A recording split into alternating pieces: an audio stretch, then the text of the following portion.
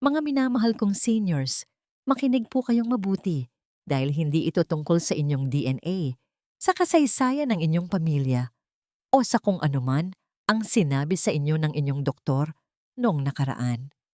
Ito ay tungkol sa kung ano ang tahimik na ginagawa ng inyong katawan ngayon mismo.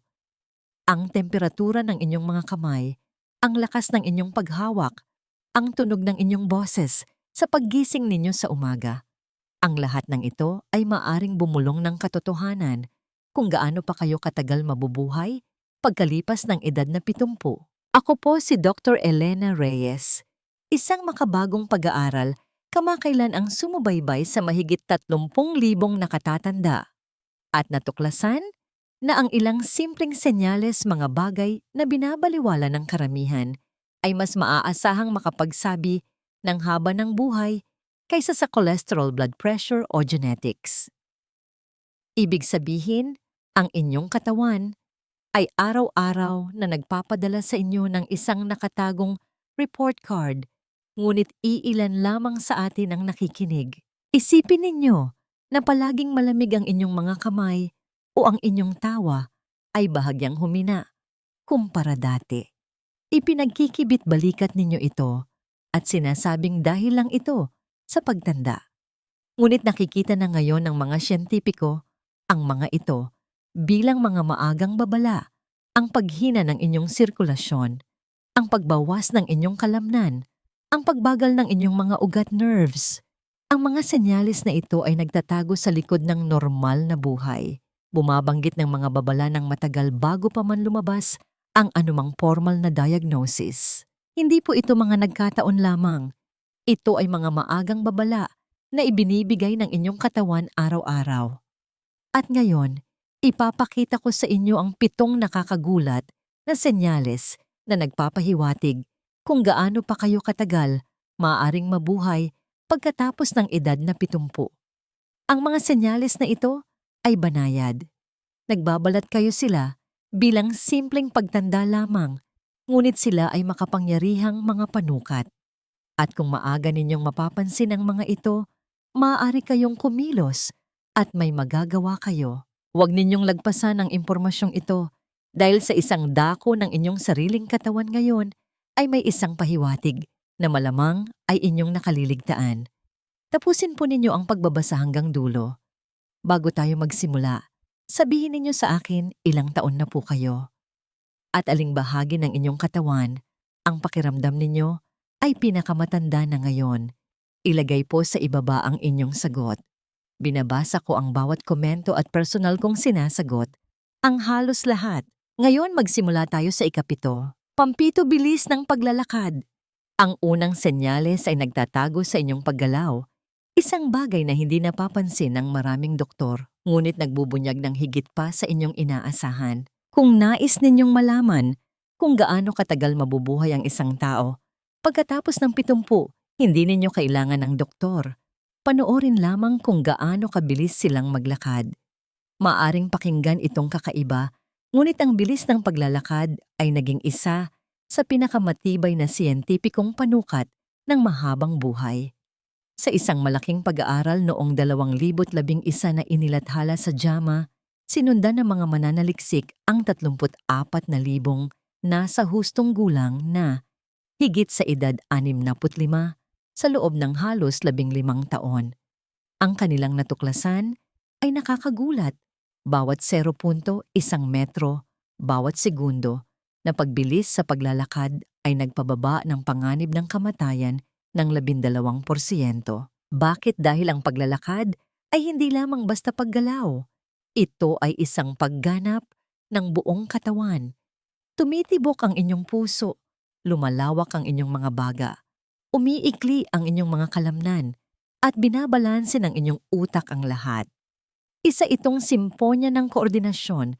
Kapag bumabagal ang paglalakad, hindi ito tungkol sa katamaran. Senyales ito na isa sa mga sistemang iyon ay nagsisimula ng humina. Ang mabagal na paglalakad ay maaaring magpahiwatig ng paghina ng lakas ng puso at ugat, pagkawala ng kalamnan, o kahit na maagang paghina ng nervyos, neurological decline. Minsan ay may naging pasyente ako na nagngangalang Arturo, 73 anyos na buong pagmamalaking sinabi sa akin na naglalakad pa rin siya papunta sa palengke araw-araw. Ngunit noong orasan namin, inabot siya ng halos doble ng oras kumpara sa karaniwan para sa kanyang edad. Tinawanan lamang niya ito hanggang sa lumipas ang 6 na buwan na ospital siya dahil sa heart failure. Natuklasan kalaunan ng mga doktor na ang kanyang sirkulasyon ay unti-unti nang bumabagal.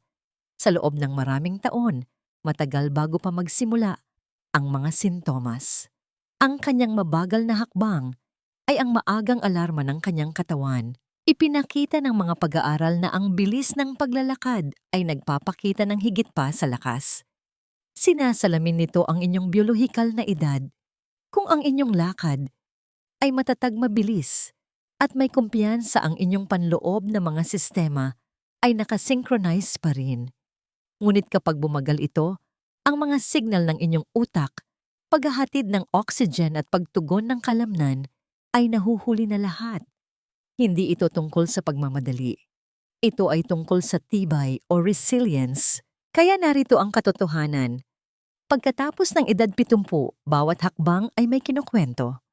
Ang mas mabilis na paghakbang ay nangangahulugan na ang inyong puso, mga nerves at mga kalamnan ay sabay-sabay pa rin at nasa kondisyon.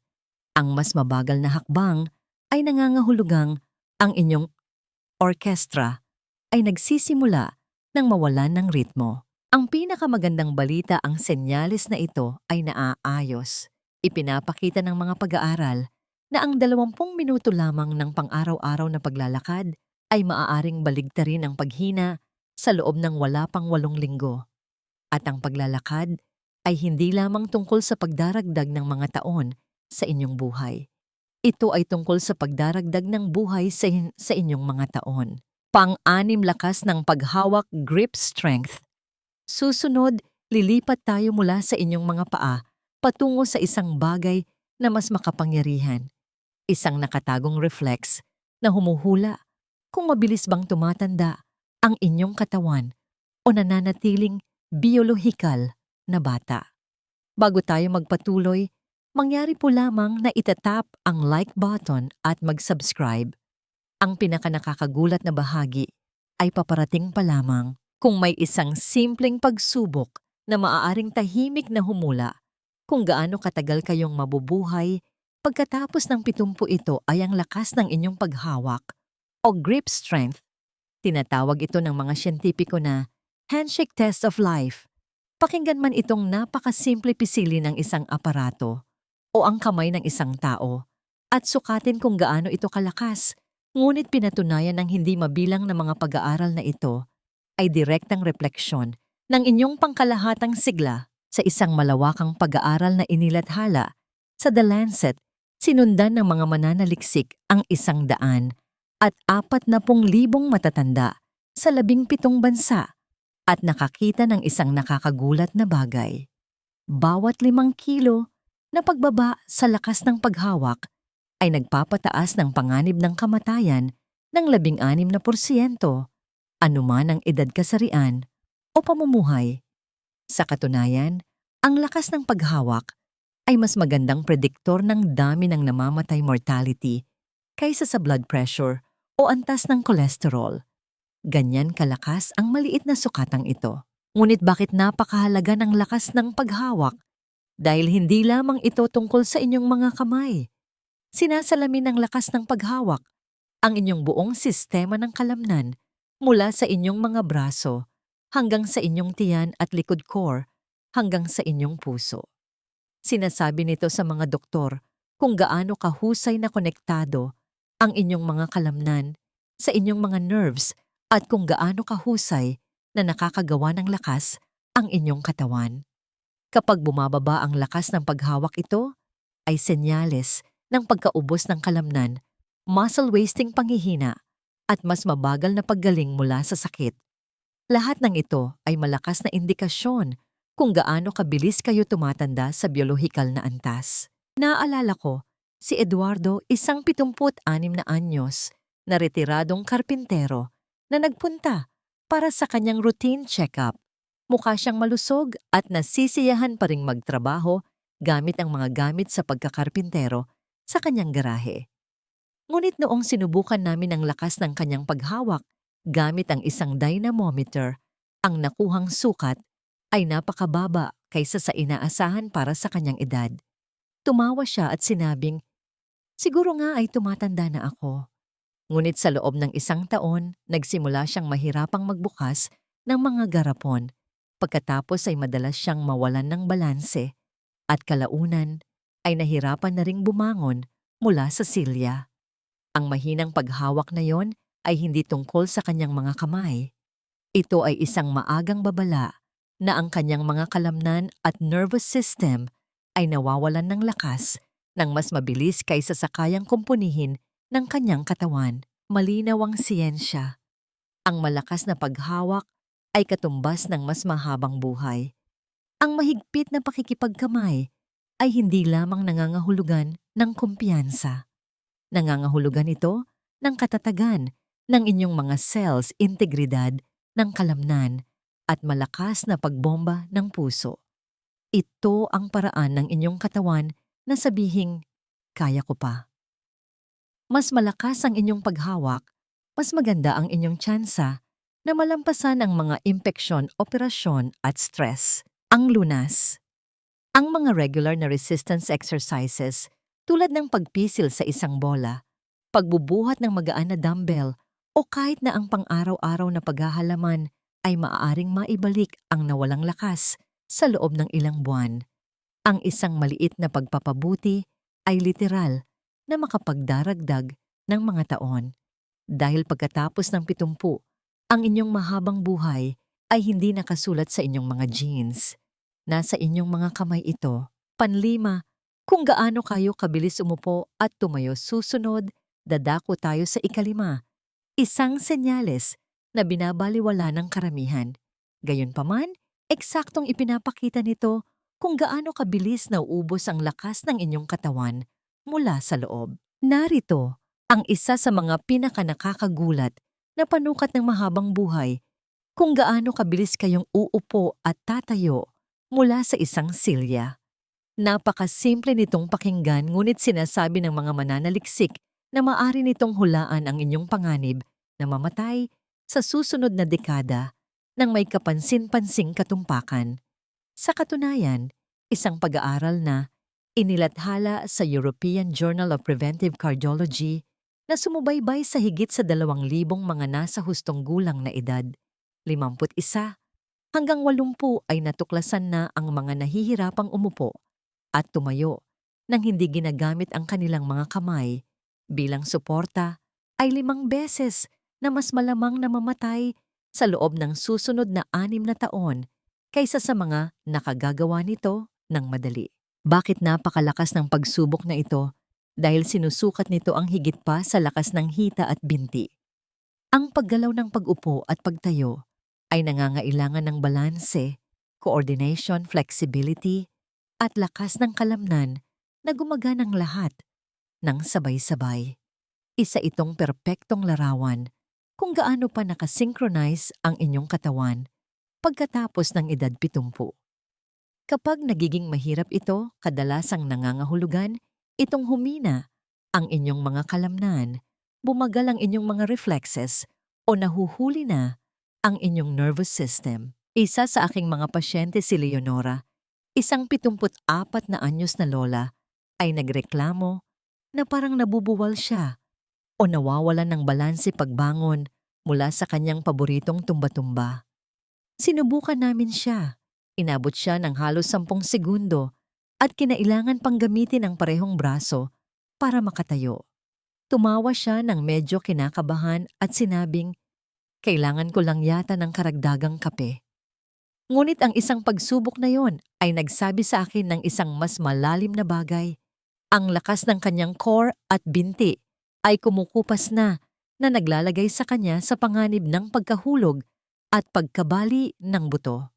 Sa loob ng 1 taon nangyari, ang una niyang pagkadapa mabuti na lang at hindi malubha, ngunit kinumpirma nito ang ibinubulong na ng kanyang katawan bago pa man ito sumigaw. Ang bilis ng pag-upo at pagtayo ay sumasalamin sa tinatawag nating functional reserve, kung gaano karaming pisikal na enerhiya ang itinatago ng inyong katawan bilang reserba para sa mga emergency. Ang mga seniors na may mas mataas na reserba ay mas mabilis gumaling mula sa sakit o pinsala. Ang mga may mas mababang reserba ay madaling mapagod, nawawalan ng kakayahang alagaan ang sarili, at mas mabilis tumanda ng biolohikal. Ang mabuting balita ito ay isa sa mga pinakamadaling senyales na ayusin. Pagsasanay lamang sa mismong paggalaw, ang mabagal na pagtayo at pag-upo ng 10 hanggang 15 beses sa isang araw ay maaaring muling buuin ang mga mismong kalamnan na nagpoprotekta sa inyong mahabang buhay. Magdagdag pa ng pagsasanay sa balanse tulad ng paglalakad na heel to toe at ang katawan ay halos agarang tutugon. Pang-apat, resting heart rate variability. V. Ang susunod ay nagbubunyag ng isang nakatagong babala na nagsisimula sa inyong mga baga at isa ito sa pinakamalinaw na senyales na ang inyong biolohikal na edad ay nauunahan na ang edad sa inyong kalendaryo. Karamihan sa mga tao na lampas 70 ay nakatutok sa bilis ng tibok ng kanilang puso, heart rate, kung gaano ito kabilis o kabagal tumibok. Ngunit ang tunay na nagpapakita kung gaano katagal kayong mabubuhay ay hindi ang bilis ng tibok ng inyong puso, kundi kung gaano ito nagbabago. Tinatawag itong heart rate variability o HRV, at ito ay isa sa pinakamakapangyarihang panukat ng mahabang buhay na nadiskubre at pinatunayan ng siyensya. Sinusukat ng HRV ang maliliit na pagbabago-bago sa oras sa pagitan ng bawat tibok ng puso.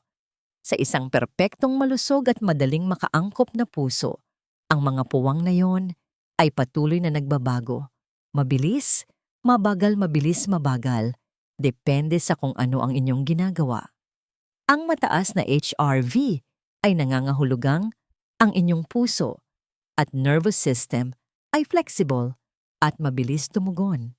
Ang mababang HRV ay nangangahulugan na ang inyong katawan ay nawawalan na ng kakayahang makaangkop, naipit sa stress mode, at tumatanda ng mas mabilis kaysa sa nararapat. Isang mahalagang pag-aaral na inilathala sa European Heart Journal ang sumubaybay sa mahigit 14,000 na mga nasa hustong gulang sa loob ng 20 taon at natuklasan na ang mga taong may mababang HRV ay may 50% mas mataas na panganib ng maagang pagkamatay kahit na normal ang tibok ng kanilang puso at blood pressure. Sa madaling salita, hinuhulaan ng HRV kung gaano kahusay makakabawi ang inyong katawan mula sa stress, sakit o pinsala. Para itong bintana upang makita ang inyong panloob na katatagan. Naaalala ko si Tomas, isang 72 anyos na dating marathon runner na dumating na laging pagod kahit na araw-araw pa rin siyang naglalakad sa parke. Nang suriin namin ang kanyang HRV gamit ang isang naisusuot na device, wearable device, napakababa nito. Ibig sabihin, ang kanyang nervous system ay nakastuck sa pagiging palaging alerto, fight or flight. Hindi siya nakakabawi sa pagitan ng mga stress. Nagtrabaho kami sa mga breathing exercises, pagsasanay sa paghinga, mas mahusay na pagtulog at pang-araw-araw na stretching. Sa loob ng ilang buwan dumoble ang kanyang HRV at sinabi niya sa akin na hindi pa niya naramdaman ang ganoong kalakas na enerhiya sa loob ng maraming taon. Iyan ang kapangyarihan ng HRV. Ito ang recovery score o marka ng paggaling ng inyong katawan. Ang mataas na HRV ay nagsasabi sa atin na ang inyong puso ay kayang bumangon mula sa mga hamon. Ang mababang HRV ay nagsasabi sa atin na ang inyong panloob na sistema internal wiring ay napupudpud na. Ito rin ay isa sa mga unang senyales na nakikita ng mga doktor bago mangyari ang heart failure depression o paghina ng isip, dahil ang inyong puso at utak ay malalim na magkakonekta sa pamamagitan ng tinatawag na vagus nerve. Ang pinakamagandang bahagi, maaari ninyo itong sanayin. Ang malalim na paghinga meditasyon, mahimbing na pagtulog, at magaan na ehersisyo ay natural na nagpapataas ng HRV. At hindi tulad ng karamihan sa mga medikal na sukatan, maaari ninyo itong bantayan sa bahay gamit ang mga smartwatch o mga application sa telepono. Kaya sa susunod na suriin ninyo ang inyong pulso, magtanong ng mas magandang tanong. Hindi, gaano kabilis tumibok ang puso ko, kundi gaano ito ka-flexible o kadaling umangkop. Dahil sa siyensya ng pagtanda, ang kakayahang umangkop ay katumbas ng mahabang buhay. Pangatlo, layo ng lulod sa sahig shin to floor distance. Maaring pakinggan itong kakaiba, ngunit isa sa mga pinakatumpak na pisikal na panukat kung gaano kayo katagal mabubuhay pagkatapos ng 70 ay ang tinatawag ng mga doktor na inyong shin to floor distance, o sa mas simpleng salita, kung gaano ninyo mailalapit ang inyong mga lulod shins o tuhod sa lupa/sahig. Sinasalamin ng sukatang ito ang inyong flexibility balance at paggana ng ibabang bahagi ng katawan. At ayon sa lumalaking pananaliksik, direktang konektado ito sa mahabang buhay, kasarinlan, at maging sa kalusugan ng utak. Ang isang pag-aaral noong 2022 na inilathala sa Journal of Aging Research and Clinical Practice ay natuklasan na ang mga nakatatanda na kayang yumuko at hawakan ng sahig gamit ang kanilang mga kamay o komportableng ibaba ang kanilang katawan ay may hanggang 35% mas mababang panganib ng kamatayan mula sa lahat ng sanhi kumpara sa mga may limitadong kakayahang bumaluktot flexibility. Ang dahilan ay simple. Ang pagsubok na ito ay hindi lamang tungkol sa stretching. Ito ay tungkol sa kung gaano kahusay na nag-uusap pa rin ang inyong mga kalamnan, kasukasuan joints at nervous system. Kapag nawalan ng flexibility ang inyong katawan, hindi lamang ito basta paninigas ng katawan. Ito ay maagang senyales ng paghina ng nerbiyos, pamamaga ng kasukasuan at pagbaba ng sirkulasyon ng dugo. Hindi ko malilimutan si Rosa, isang 71 anyos na yoga instructor na pumunta sa klinika para sa kanyang taunang check-up. Tumawa siya noong hilingin ko sa kanya na yumuko paharap. Dumampi agad nang lapat ang kanyang mga palad sa sahig sa loob ng ilang segundo. Matanda na ako pero hindi pa kalawangin. Sabi niya, ang kanyang blood work ay halos perpekto. Mababang pamamaga, inflammation, matitibay na buto at matalas na isip. Ikumpara iyon kay Danilo 74 na halos hindi maabot ang lagpas sa kanyang mga tuhod. Sumasakit ang kanyang likod, hindi matatag ang kanyang balanse, at ang kanyang flexibility test ay tumugma sa inaasahan natin mula sa isang taong halos 15 taon na mas matanda sa kanya. Sa biolohikal na usapan ng flexibility ay hindi lamang tungkol sa paggalaw. Ito ay tungkol sa pagkabata sa antas ng cellular. Kapag kaya ninyong yumuko, pumilipit at gumalaw nang malaya ang inyong mga ugat arteries, ay nananatiling nababanat ang inyong dugo, ay malayang dumadaloy, at ang inyong mga kalamnan ay patuloy na epektibong nakikipag-ugnayan sa inyong utak. Sa kabilang banda, ang limitadong flexibility ay nangangahulugang matigas na ang inyong connective tissues, mas mahina ang paghahatid ng oxygen sa katawan, at bumabagal ang inyong pangkalahatang paggaling mula sa pagkapagod o sakit. Ang pinakamagandang bahagi maaari itong ibalik. Ang pang-araw-araw na stretching, magaan na yoga, o maging ang mabagal na ehersisyong nakaupo sa sahig tulad ng Tai Chi ay maaring makapagpabuti ng malaki sa inyong shin to floor distance sa loob ng ilang linggo. Napansin din ng mga siyentipiko na ang pagpapabuti ng flexibility ay direktang nagpapababa ng stress hormones, isa pang nakatagong susi upang mabuhay ng mas matagal. Pangalawa, ang inyong boses sa umaga o tawa. Maniwala man kayo o hindi, ang tunog ng inyong boses sa umaga o kung paano kayo tumawa ay maaaring tahimik na magbunyag kung gaano kayo katagal mabubuhay pagkatapos ng 70. Tinatawag ito ng mga siyentipiko na vocal biometrics. At pinag-aaralan na ito ngayon bilang isang tunay na medikal na panukat para sa pagtanda. Ang malusog at malakas na boses ay hindi lamang senyales ng kumpiyansa. Isa itong senyales ng koordinasyon ng kalamnan, lakas ng baga at kalusugan ng nervous system. Kapag ang inyong boses ay naging mahina nanginginig o walang tono, monotone kadalasan ay senyales ito na ang inyong respiratory muscles, kalamnan, sa paghinga at nervous system ay nagsisimula ng bumagal.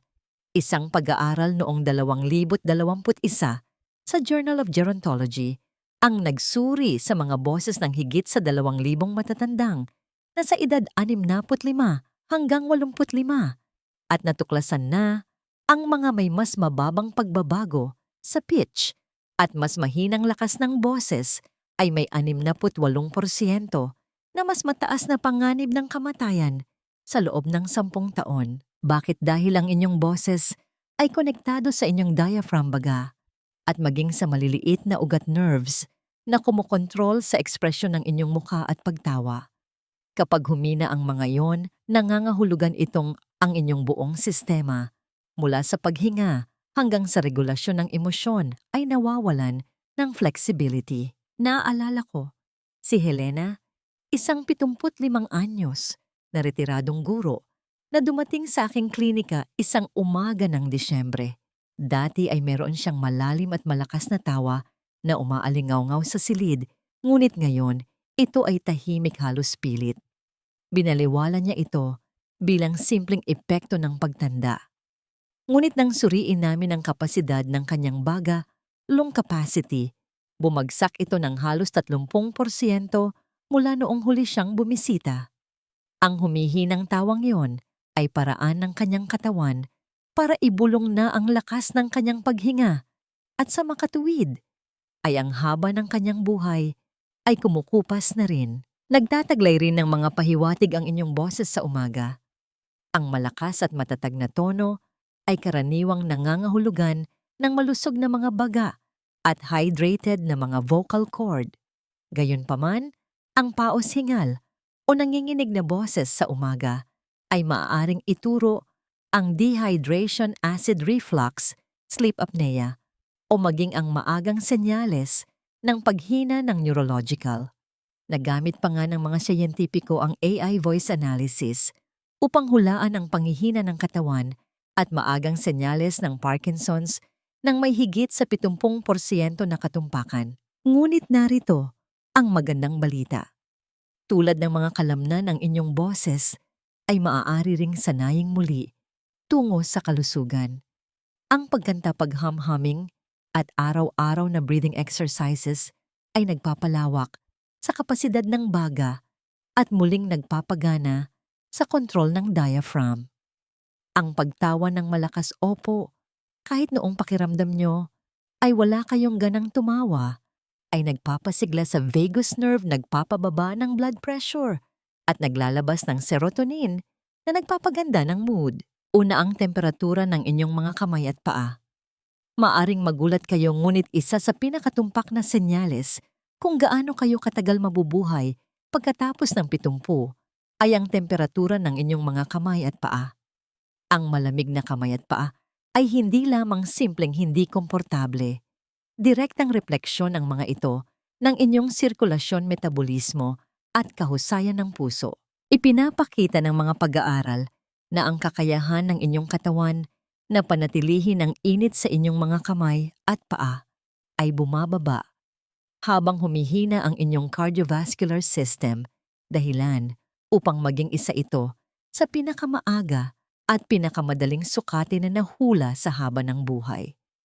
Isang pag-aaral noong 2020 na inilathala sa European Journal of Applied Physiology ang nakatuklas na ang mga seniors na palaging may malamig na kamay at paa ay may 37% na mas mataas na panganib ng maagang pagkamatay kahit na isaalang-alang ang normal na kalusugan ng puso at dieta. Simple lamang ang dahilan.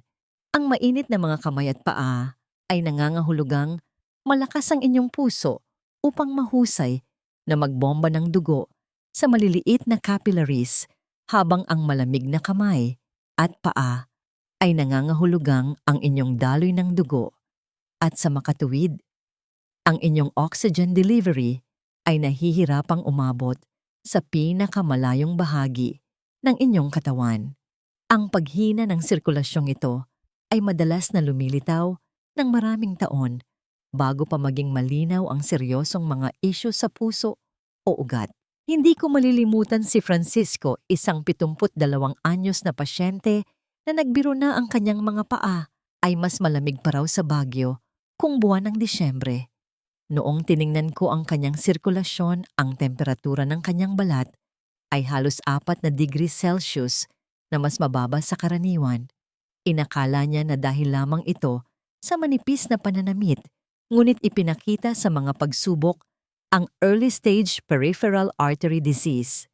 Sa loob ng ilang buwan ng pagpapabuti ng kanyang sirkulasyon, gamit ang pang-araw-araw na paglalakad, pag-inom ng sapat na tubig at bitamina D, hindi lamang uminit ang kanyang mga paa, kundi bumuti ng husto ang kanyang enerhiya, mood at memorya. Ang kanyang katawan ay hindi lamang umiinit. Ito ay gumagaling. Sinasabi rin sa atin ng temperatura ang tungkol sa inyong metabolismo. Kapag ang inyong mga kamay at paa ay palaging malamig, ang inyong thyroid ay maaaring underactive, mabagal magtrabaho, o ang inyong mga kalamnan ay hindi gumagawa ng sapat na init sa pamamagitan ng pang-araw-araw na paggalaw, kaya ang inyong katawan ay nagsisimulang magtipid ng enerhiya sa halip na gumawa nito. Ito ay maagang senyales ng pagbagal ng metabolismo at pinabilis na pagtanda. Ang lunas. Ang paggalaw ay gamot. Ang mabilisang 15 minutong paglalakad, pagbababad ng paa, sa maligamgam na tubig at magaan na strength exercises ay nagpapasigla sa daloy ng dugo at nagsasanay muli sa inyong mga ugat. Kahit ang pagtawa at koneksyon sa ibang tao ay nagpapataas ng temperatura ng katawan dahil pinapagana nito ang nervous system. Kaya sa susunod na mapansin ninyong malamig ang inyong mga kamay o paa, kahit hindi naman malamig ang paligid, huwag ninyo itong baliwalain. Hindi lamang ito pagtanda. Ito ay ang paraan ng inyong katawan ng pagbulong na ang sirkulasyon ay bumabagal, ang enerhiya ay kumukupas at panahon na para gumalaw, magpainit at lumaban. Dahil ang init ay hindi lamang ginhawa, ito ay senyales na ang inyong katawan ay buhay pa, aktibo at lumalaban para manatiling ganoon. Mahalagang aral, ang inyong kalusugan ay nasa inyong mga kamay. Kaya narito na po ang 7 pinatunayang senyales ng siyensya na tahimik na humuhula kung gaano kayo katagal mabubuhay pagkatapos ng 70. Wala sa mga ito ang nangangailangan ng blood test o pagbisita sa ospital. Nakasulat mismo ang mga ito sa inyong katawan sa paraan ng inyong paglalakad, pagtayo, paghawak, paghinga, pagtawa at maging kung gaano kainit ang inyong mga kamay. Ang mga senyalis na ito ay hindi lamang nagpapakita kung gaano kayo katagal mabubuhay. Ipinapakita ng mga ito kung gaano kayo kahusay namumuhay ngayon. Ang magandang balita, bawat isa sa mga senyalis na ito ay maaaring mapabuti. Maaari ninyong muling buuin ang inyong lakas, ibalik ang balanse, pabilisin ang sirkulasyon, at pataasin pa ang tibay ng inyong puso simula ngayong araw. Pinapatunayan ng siyensya na hindi pa huli ang lahat para i-reset ang inyong biolohikal na edad. Ang tunay na sikreto sa mahabang buhay ay hindi ang iwasan ng pagtanda, kundi ang pakinggan ng inyong katawan at bigyan ito ng galaw at kalinga na patuloy nitong hinihingi. Alin sa 7 senyalis na ito ang napapansin ninyo sa inyong sarili? Malamig ba ang inyong mga kamay? Bumabagal ba ang inyong mga hakbang? O humihina ba ang inyong tawa? Sabihin ninyo sa amin sa pamamagitan ng comments. Babasahin ko at personal kong sasagutin ang bawat isa sa inyo. At kung nakita ninyong nakapagpamulat ng mata ang impormasyong ito, mag-iwan lamang ng komento. Ibahagi, share ito sa sino mang higit sa 60 anyos na kailangang makarinig nito. At mag-subscribe upang makakuha pa ng higit na maraming kaalamang suportado ng mga doktor na tunay na makapagpapahaba ng inyong malusog na buhay health span, hindi lamang ang haba ng buhay. Dahil ang pagtanda ay hindi maiiwasan, ngunit kung paano kayo mananatiling bata ay ganap na nasa inyong mga kamay. Sumali sa talakayan sa comments. Ibahagi ang inyong mga saloobin o magtanong. Maraming salamat sa inyong pagbabasa